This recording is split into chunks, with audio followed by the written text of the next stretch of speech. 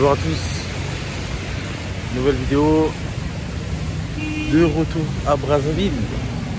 Les gars. Bon, là on est à côté de la commune de Boto-Boto, en face de la basilique.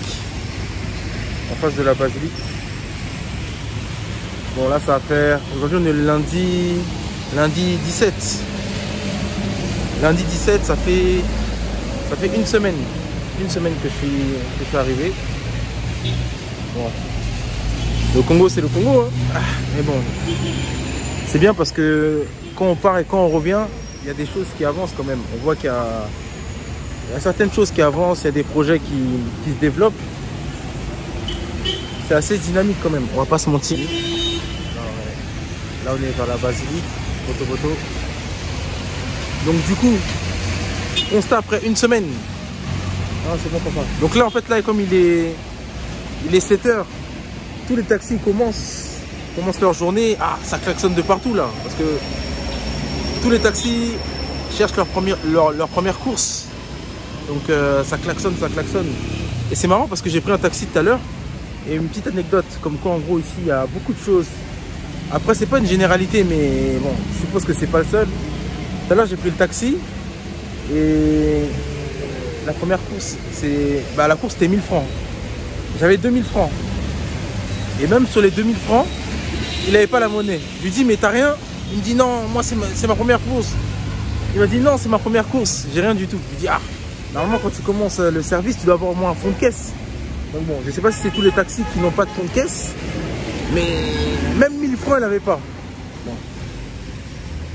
On va dire que les gens vivent au jour le jour ici, donc faut comprendre un peu, mais voilà quoi. Même 1000 francs, elle n'avait pas. Même 1000 francs au début, il n'avait pas. C'est-à-dire que si vous prenez le taxi le matin, faut être sûr d'avoir la pointe, parce que si vous avez un billet de 2000, de 5000, 10 000, j'en parle même pas, il n'aura pas la monnaie. Moi j'avais un billet de 2000, il n'a même pas la monnaie sur un billet de 2000. Donc c'était chaud. Depuis que je suis arrivé là, une semaine, le problème que j'ai constaté au Congo, ça je l'avais constaté quand j'étais venu la dernière fois déjà, c'est qu'ici quand il pleut, c'est comme si le monde s'arrêtait.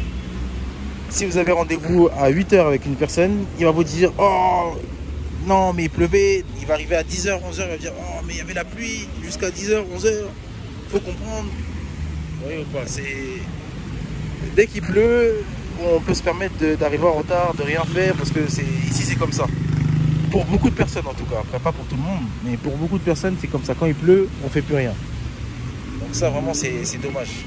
Aussi ce que j'ai constaté cette semaine, c'est qu'au niveau des délais ici, ils sont pas sérieux.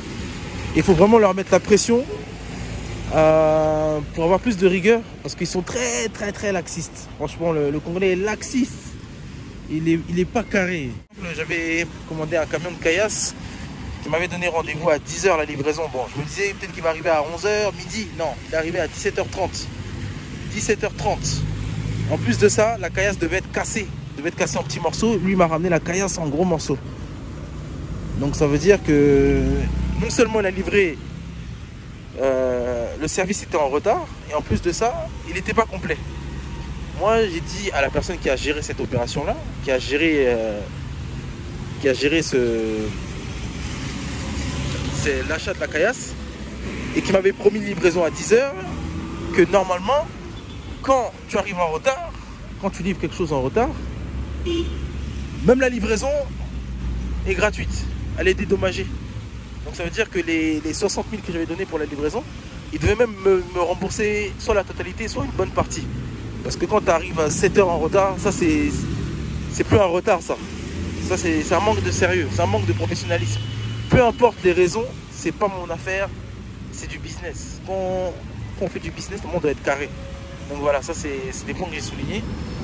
En tout cas c'est réel, hein. Ici il y a beaucoup de choses à revoir, parce que les gens ils sont pas au point, c'est pas carré ce qu'ils font. Donc voilà. Après aussi au niveau des maçons, concernant l'équipe avec laquelle je travaille, vraiment mettre en place un planning de travaux, parce que parfois j'ai l'impression aussi que ici les gens quand ils bossent, ils n'ont pas vraiment de délai, ils n'ont pas de planning, et c'est un peu comme ci comme ça. Donc voilà quoi, établir un planning de travaux avec vos maçons si vous construisez quelque chose, si vous êtes sur un projet. faut avoir des dates fixes et fixer des délais. Leur dire à telle date, il faut avoir fait ça. À telle date, il faut qu'on soit à tel niveau. Parce que sinon, parfois, ils se la coulent douce et c'est pas bon.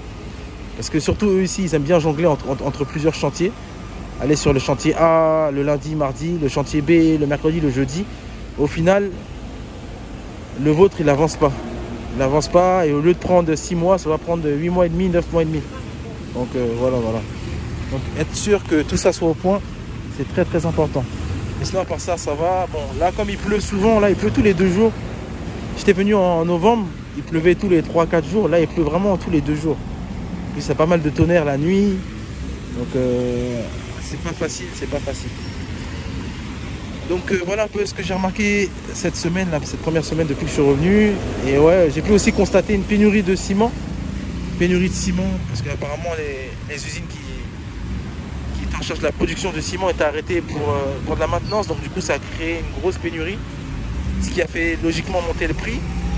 Donc ce que je peux conseiller aussi pour toutes les personnes lorsqu'elles construisent, c'est d'avoir 2 voire 3 fournisseurs. Parce que si le vôtre est à pénurie et qu'il n'a plus rien à vous proposer, au moins vous avez un plan B voire un plan C.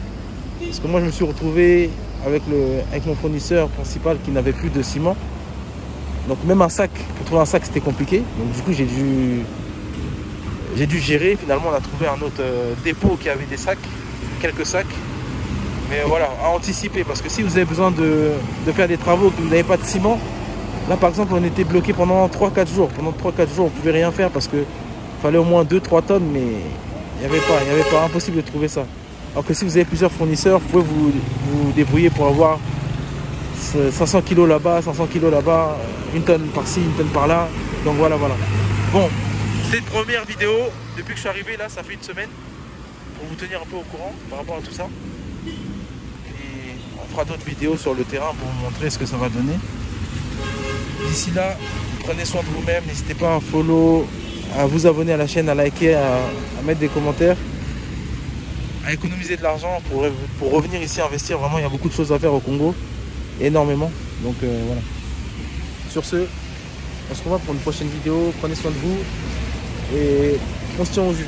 Ciao.